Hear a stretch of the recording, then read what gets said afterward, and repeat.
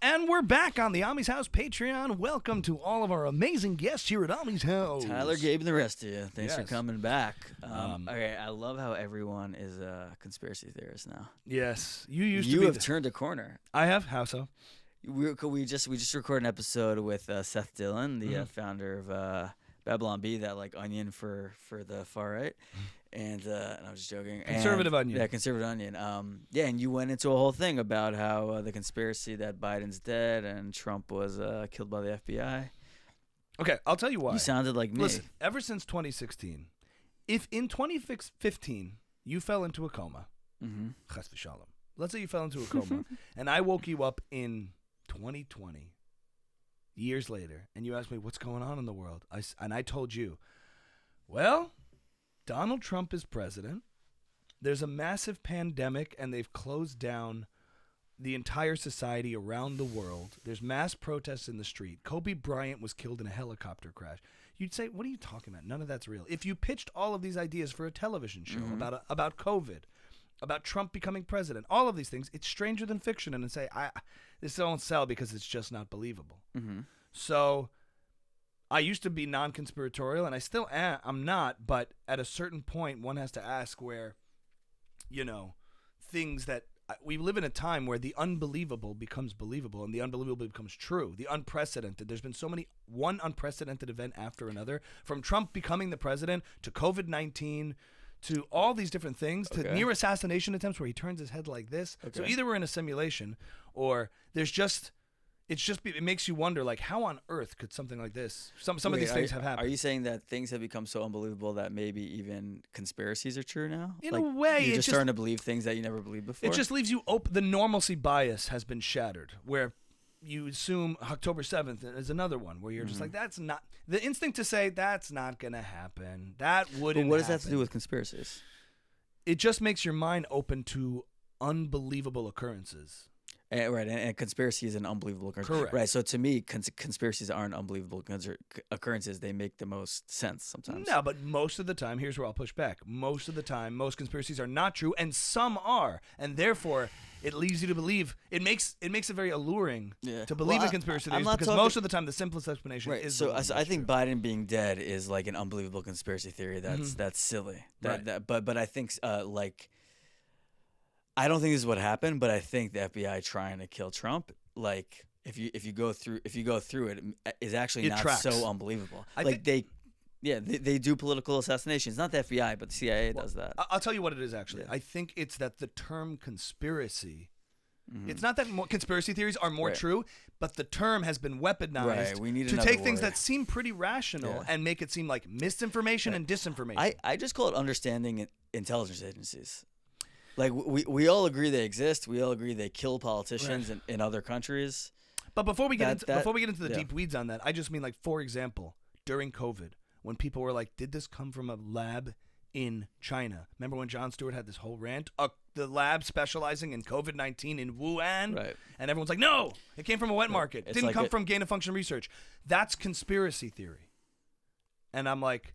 Meaning they called it conspiracy They called it that. They called it misinformation, disinformation, and then it comes out later that it did.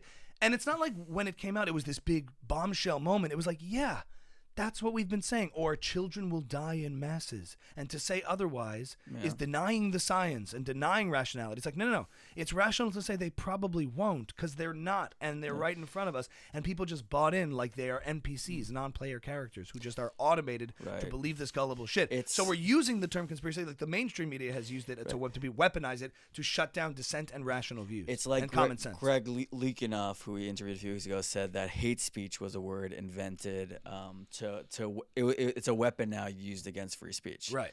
To label something as hate speech. To label dissenting views hateful. It's almost like if you killed Trump, the first thing you'd want to happen is Alex Jones to go on his show and say you killed Trump, because the second he says it, it's discredited. The second you label something as a conspiracy theory, it's discredited. That's what I mean. So in the idea, like, it's opened my eyes to sort of, I'm skeptical of people calling something conspiracy when it isn't. Yeah. In other words, the shooter on the roof and people are screaming, he's on the roof. The shots didn't come out of nowhere. And then you find out, I actually watched an unpacking of the shooting with Chris Williamson, had this guy on who's like a Green Beret sniper. And he said some things that made me think, oh, okay, it's not a conspiracy. So it's so funny because I do believe in this stuff, and I don't think it was a conspiracy. Yeah. I just spent the weekend with someone who is so into the JFK shooting that he went to Dallas, Texas, and visited the house that Lee Harvey Oswald was living in at the time. You can knock on the door, and the woman who rented it to Lee Harvey Oswald and his wife Marina, it lives there. They give tours? And they give tours like twice a day. Like that's how into it is. He into the JFK thing he is. And I was talking about it with him, and he's like, "No, this wasn't a conspiracy." And I'll tell you why. We agreed. He thinks it was a lone shooter. Yeah, he thinks it's possible they gave this guy an opportunity to do it. But to me, and we agreed on this, About JFK? No, this Trump. guy who killed Trump. But like, Tried to. If you were trying to make that guy the patsy, you would also make sure Trump died that day. Like you would have him do the shooting, and you would have Green Berets 1,000 yards away that actually shot him to make sure that this kid couldn't miss. So there was a theory that there were didn't two they do shooters because one shot got here and the rest were all over the place. Now, if you're But why wouldn't one person shoot him? I hear you. That's- I'm just saying that's the the idea is question. if you're a marksman, you get one shot here and the rest all over the place doesn't make sense. The lack of consistency. But then I saw a simulation. You're and saying the marksman that like, Trump set it up himself to get his ear shot? No. Meaning there was a different shooter than like Crooks was there and he shot rather sporadically. Oh, and then a one different person guy got one snuck shot. a shot in for the kill shot, And Trump he happened missed. to miss by the grace of God. And he missed. Oh, that's interesting. But then I watched a simulation, and it explains why the bullets went in different directions, and it actually isn't so crazy. Yeah. And this Green Beret went on to explain, who was talking to Chris Williamson. Do you know that podcast, Chris Williamson? Like Modern Wisdom? CEO? Modern Wisdom. No. Yeah. I They're do. both I do. British. White, very good-looking guy. Yeah. He's like, so can you explain what, you know? And he did Brett Weinstein, right? Yeah. So he basically said that all the different security agencies that are there are on different comms, different communication frequencies. So it's not as simple as like telling a cop there's someone on the roof and then the cop could just tell Secret Service and they take him out. I've thought, okay, why can't they just, like it took 3 minutes. The shots didn't come over. Someone's like, someone on the roof, he's got a gun. And he takes me through the sequence. And they're on different comms. So there's scrambling of communications. There's Secret Service detail, and then there's local police, municipality police, city police, and they're all like disorganized. And mainly maybe because of DEI stuff like that contributes to it, where people are just not good at their jobs because they're hired for the wrong reason. And so they couldn't just communicate, and they're trying to scramble. And then they sent a cop up to check the guy out. He saw, and he pointed his gun towards the cop. The cop ran down, but he couldn't just shout to anybody over there. The question is, if there's any kind of suspicious activity, why can't they just take the president off the stage? If anything is like in doubt, they take the president off. But it led me to believe that a lot of this was gross incompetence, more than like the amount of people who would have to. Because Michael Shermer, this guy who's a skeptic, is like all these libertarian conspiracy theorists are constantly going on about how inept the government is. Yeah. Except when it comes to conspiracies, they're masterful. Yeah. You know, it's interesting to me how it's so much more. And this isn't such an original thought, but it's so much more. Shot, right? Absolutely. It's so much more comforting to believe this was a conspiracy than our society is kind of cracking. That like Trump ramped up the political speech, the rhetoric, hyperbole. The Democrats met him there, which was scary. They've always called him the worst things ever. And and now this type of thing happens. It's actually not the FBI. It's actually like a lot, and it might be becoming more. We have to look in the mirror common. ourselves. Yeah, it's a lot more fun to think it's a conspiracy than like we're actually kind of living in a scary time. And I can't keep up. It's like the Trump assassination is old news. I know. Biden stepped down Dude, on how Sunday. long ago does the debate? The debate feels years. And he's what do you no think? longer running for president. That's crazy. Yeah, after all this, leaving them 100 days to scramble. And I find it really rich how all of these people are like touting the virtues of how inspiring a figure Kamala is, who will save us. And it's the fakest shit ever. So right before we started, I went to go look at the Pod Save America episode from January 2016, the day after. There was one brief period of 2 or 3 days where everyone was like, we knew Hillary wasn't a good candidate. We knew it, and we still ran her. And we have to take accountability about it. That is going to happen the day after the election. With Kamala. Yeah. We knew she wasn't popular. We knew it. All the polls Black said it. Hillary, I call it Blillery. Black Hillary. She lost in all the primaries. No one, and we still, why did we run her? It's going to happen. And then I just kind of think the craziest thing to happen would be Trump loses. Yeah, I know. Like she actually beats him. That would like almost feel natural at You this get point. this sort of like. I love hearing the commentators come out of the woodwork. You know, in polls in every demographic, she actually does a lot better now with black women. She does better, and I'm like, I don't know. Yeah. At the end of, I mean, it's why would it have taken this long to make this call on the Democratic side? It makes no sense to me. I still think it's the same thing. I think Biden. Well, first of all, it wasn't that long. It was 3 weeks. What? Say like the call for him to drop out Was not 3 weeks ago. I think it was 3 weeks ago. No, he dropped out. He dropped out on Sunday. Yeah. No. But I'm saying. But everybody around him knew he was in cognitive decline. In the span of history, though, from the debate till now, that's how long a stubborn person takes to do it. From the debate. From the debate till now, it took Biden 3 weeks to acknowledge to be forced out. For Biden, but I'm just saying, for the nomination process, for everybody, they're just like, so many people said he is sharp, he's with it, who lied to themselves or to us. Like, we all saw. There's this weird I believe, I see it in the entertainment industry. There's a weird collective subconscious desire to do nothing. Like for right now, if you work in writing in Hollywood, the phrase that's going around is "stay alive till 2025." Meaning nothing is going to happen until 2025. No one's going to buy anything. Because of politics? There's no. They say it's because of the strike. Okay. It doesn't make any sense. What strike? There's the writer strike. It's happening now again? It ended in October. It's this very weird malaise of like we just don't know what to do, and we just can't. Yeah. Like it's already September. It's already almost September, and then the holidays are gonna start, and then like it's gonna be December, no one works, and like just get till January. It's very strange, and you see it all over the place. And I think there's this weird like, it would be so much effort to do something about Biden. They're telling us he's fine. You know what it feels like? Let's just do it. It feels like parents when they lie to their children, but their children are like suspicious of something going on. Like, I don't know, there's something going on in the family. And they said, "What's wrong with grandma?" And the parents keep saying, "She's fine. She's fine." I feel like the media has been talking to all of us like that, but we're not children. And we're like, "He's something wrong." You're like, "He's fine." No, that's how it feels. Well, I'll tell you two things. I think it's even simpler. It's not with the grandma, because it's more like, it's sort of like, "Mom, can I have orange juice now?" And you're like, "Nah, there's no orange juice." When all you would have to do is get up and get the orange juice, but it would be it feels like so much. So you're just like, there's no, and then eventually she's like, "I'm in the fridge now and I see the orange juice," and you're like, "Fine." And but you get up. Do you think something significant? This is before we know anything. He's going to address the nation. Has something significant changed for Joe Biden? Medically? No, I don't think so. It's all nonsense. I don't think so. I think he's old and he got COVID, and he probably didn't get COVID. It's probably not a great look. I don't buy that at all. You don't buy it? Oh, really? He wasn't wearing a mask. He wasn't doing all those things that he would claim to do when he had COVID. I think they had to come up with something. Let's say he gets. I think press-wise, they're like, "All right, just tell everyone he got COVID." I think it maybe had something more severe where they knew.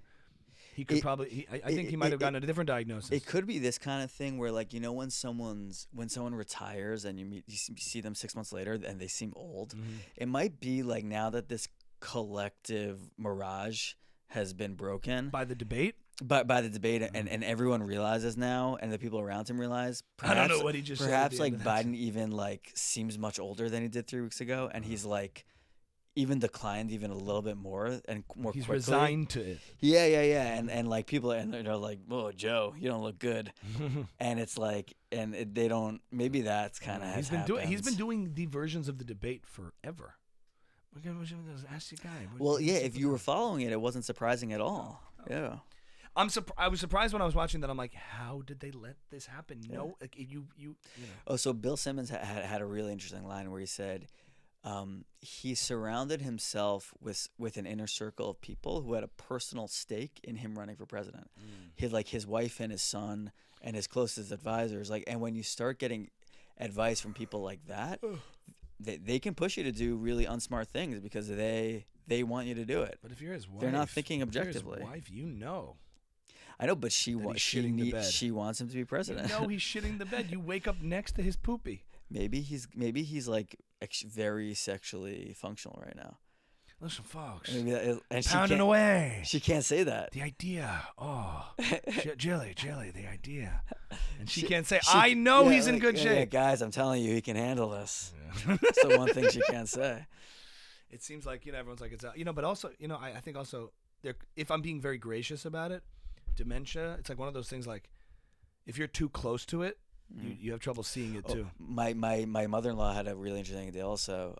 She's not a patron, so I can say whatever I want. Yeah. She said sometimes when you try to argue with someone who's in decline, they get extremely upset. Agitated, yeah. And like it could have been his close circle for months was like, Joe, we got to talk about this. Yeah. And he just went off the wall and just no one could do it. And wives too, you'd say, doesn't she know isn't this elder abuse? She's like, well, maybe she just was like, no, he's okay. And maybe she sees the times when he is lucid, so it gives her this false impression that he could do this on the public stage, and it could cloud your judgment more than us who are objectively watching. And to the non-conspiratorial mind, I'm also of the mind of like these are all just people trying to do stuff, and like this is a very human thing. Like, someone who can't quite admit he's in decline, the people around him can't admit it either, and they can't figure it out. Yeah, and it's less Biden himself. It's more like the media apparatus and people around him who are just peddling this bullshit. Yeah. You're all of sound mind, Rachel Maddow and Joy Reid. Did you see the comparison they made to Trump almost getting assassinated to Biden having COVID and how they're both a testament to their resilience? No. She's like, now, look, they're both older men. So isn't the idea that Joe Biden having COVID and still being able to come out there just as I mean, it's not the same. And Jen Psaki goes, sure. This is like, like when you're doing like an X-ray or something and you inject someone with like yellow something and it goes through their veins and you can like see. This thing was like injecting that yellow goop into media and like seeing all the places that like basically work for the DNC where like you saw like Jon Stewart wasn't buying it, but he had someone on the show that was buying it. Like, so like, that guy's out now, but Jon Stewart's not. He like survived this. But like you saw all the vassals of the DNC like brighten up the with DNC, or you just mean the Democratic sort of like apparatus? the establishment of like, what message is it today? Okay, cool, I got it. And like and you just see how it works so much more clearly now. Reveals, and it's gonna break a lot of people's heads. Yeah. One guy I saw questioning Trump's age. Yeah. It's like, look, it is something we're gonna have to talk about. And I'm like, the pot calling the kettle black is the expression. Yeah. All right, well, we'll see what happens. What's your call? Did you see what Seth said? It might be Michelle, but I don't think he's going to run. Yeah, that was really funny. I didn't catch it. My call is they're going to, again, it would be a lot harder to go with someone other than Kamala, and there isn't this collective ability to make that effort. I think it's going to be Kamala, and I think, honestly, I know this sounds crazy. Part of me thinks the way history has been working, I almost think like unexpectedly she's going to win. I don't I know what you mean. I don't really think that, but I wouldn't be, I kind of feel like that's gonna happen now. Yeah, it gives you the sense. Kamala. I think that's also the novelty and the new energy and having to recalibrate your mind to think about it is one thing. So it makes you think. That always happens. Everyone's like, it's like one debate performance. It depends. If over the next few months she's impressive, things will be very different than if she keeps messing up time and time again like she has her whole political career. She could be, but also Trump has this going for him. Listen, they don't believe in democracy. Look at what they did. Look at what they did to Joe. And it's true. What did they do to our president? How disrespectful. They took him out. It was a terrible thing what they did to Joe Biden. Yeah. He was committed to doing it. They took him out. That's a coup. Yeah. They're calling me non-democratic. They talk about January 6th. This was not democratic. Are you going to let George Clooney decide who your president is? Yeah, it's like the establishment controlling, they're just deciding things for you. These are the appointed ones. They think they could rule us. I'm going to give it back to the people. Yeah. But now basically Trump is going to have to, unlike what he did in the debate with Joe, where he just sort of sat back and let Joe like fall apart and unravel, he's going to step up. We forget how formidable Trump is in the arena against. Yeah. He beat Hillary Clinton. Yeah. So and he can beat Black Hillary Clinton. She does, and she doesn't have a history of performing well. So if she turns it around somehow with like, if she turns it around somehow unexpectedly, like she hasn't in the past. She's dumb as a doorknob, man. Yeah. And apparently she can only work with. Do you know about the only people on her team are friends and family because everyone quits. She's like the worst manager and the worst boss. She also says, I had this joke I'm working on, Michael. We'll workshop this last joke for my stand-up, okay? I said, who is writing Kamala Harris's speeches? I think it's a high school kid who has to write a 6-page minimum essay, but only has 3 pages worth of stuff. So he just fills the essay with words. In double spaces, and periods and double spaces. So when she speaks, she just puts in words to get to 6 pages. Yeah. So she's like, ladies and gentlemen and ladies, we are here tonight in the presence of all of us, in a moment in time that we all know to be true. For tomorrow is not today, and yesterday is not tomorrow. That's how she talks. Now, as I begin, I will start with this. Exactly. As I begin, as I recently said, and will continue to say. It's a funny enough premise, I think. That's funny. That's a good explanation. And we'll it. continue to. I was workshopping it with Ellie before my set last night. You know what the problem is, though? I don't think enough people are even familiar with her enough to get the joke. No, yeah, it's coming. I trust you that yeah. If you're following, I mean, my Kamala Harris on TikTok hit 1.2 million. Yeah, that was wild. And I didn't expect it. I'm like, all right, let me try Kamala today. This is the Monday message. It's Monday, and it's definitely not Sunday or Tuesday, but Monday. What is that translated into for you? Nothing. As you get more followers? Yeah. Whenever I get a viral video, the follower count starts to surge. How many more did you get? I don't know, in the thousands. We'll see. Like, but it's TikTok, so I went from like 238, and I'm now on like.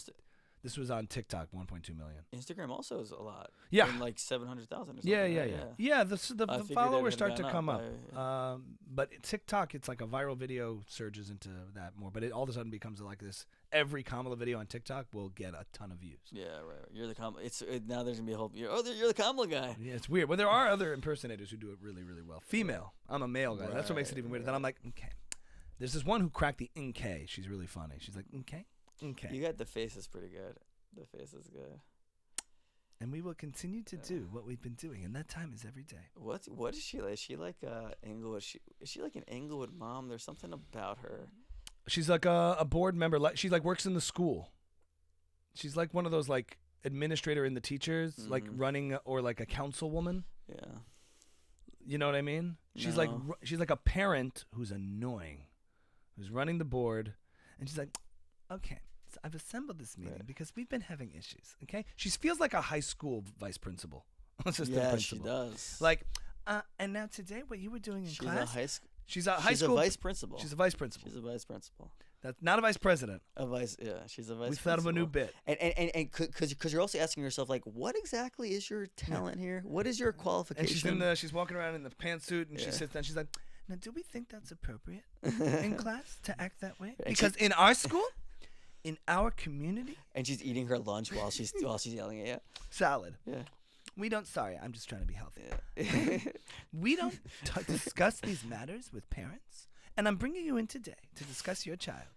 Vice principal. Hold on 1 second, and she gets a call from her friends. Yes. Like, hi, no. How, girl? You know we out here in these streets. Oh, you're going right now? Okay. You're a good kid. You'll be fine. Yeah, that's her vibe. She walks out. She's like, you'll be fine. Back to class. Yeah. Anyway, girl, we going out.